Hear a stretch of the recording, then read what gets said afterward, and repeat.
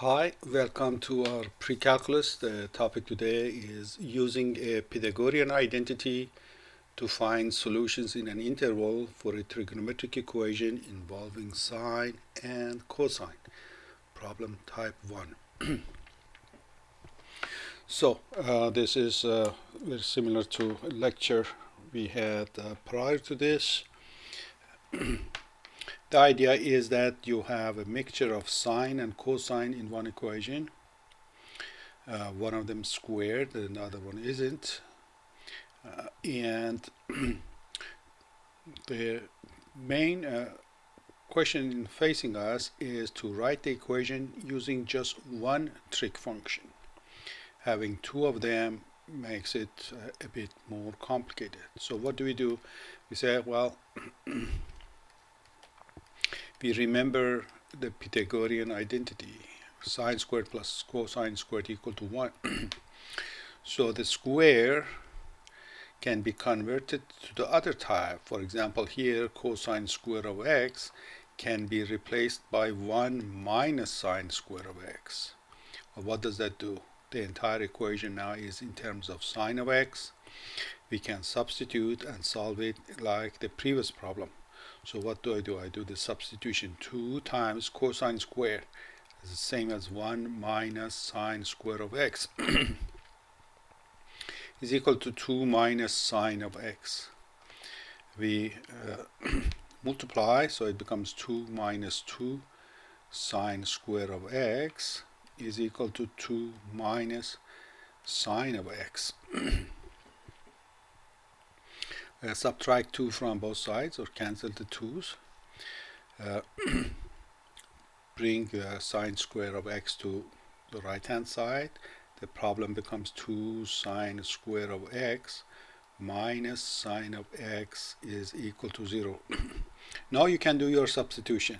That is, let a to be sine of x. Our equation becomes 2a squared minus a is equal to 0. Factor this. This is just a times 2a minus 1 equal to 0. The solutions of that is either a is 0 or a is equal to 1/2. Now remember, a stands for sine of x. So sine of x is equal to 0 gives us x is equal to 0 and pi. The other option that we have is sine of x is equal to 1/2. That's going to give us x is equal to pi 6 and 5 pi 6. So all told, we have 0, pi 6, 5 pi 6, and pi as the answers of this equation. Same idea applies to the similar examples. So again, cosine square of x, we apply Pythagorean identity, replace it by 1 minus sine square. So I'll have 2 times 1 minus sine square of x, then sine of x, and then is equal to 1. I multiply 2 minus 2 sine square of x minus sine of x is equal to 1.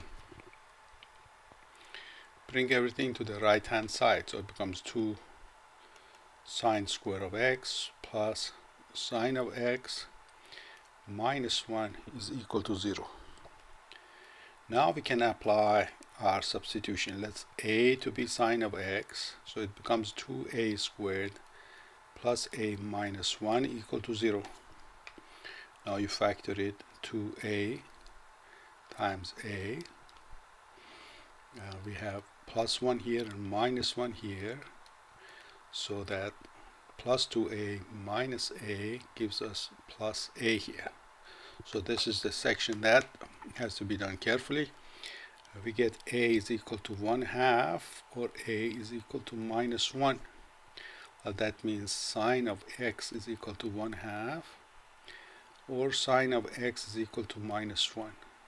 This one gives us, as we have seen multiple times, pi 6 and 5 pi 6, and this one gives us 3 pi over 2.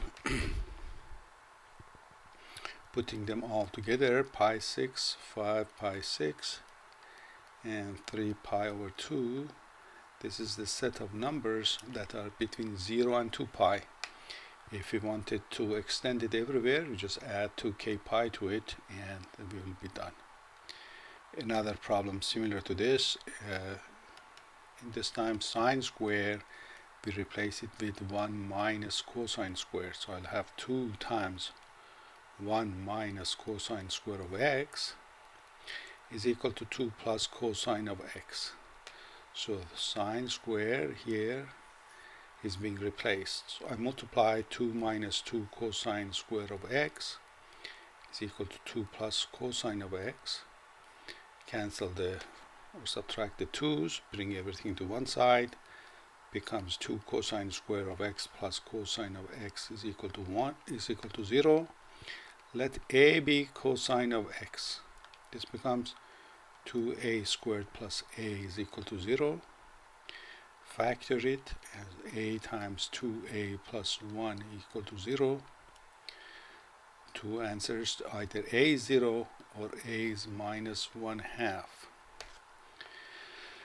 A0 means cosine of x is equal to 0, means x is either pi over 2 or 3 pi over 2. Cosine of x is equal to minus 1/2. X is either 2 pi third or 4 pi third. Putting them all into one list, pi third, pi half, 2 pi third, 4 pi third, 3 pi half. These are all the possibilities for us in this case. So what was the idea here?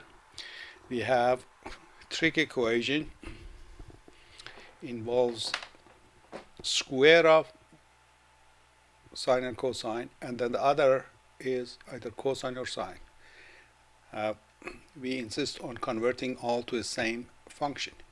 We take this square, use the Pythagorean identity, and replace it by the other function so that both functions in the equation are the same, either both sine or both cosine.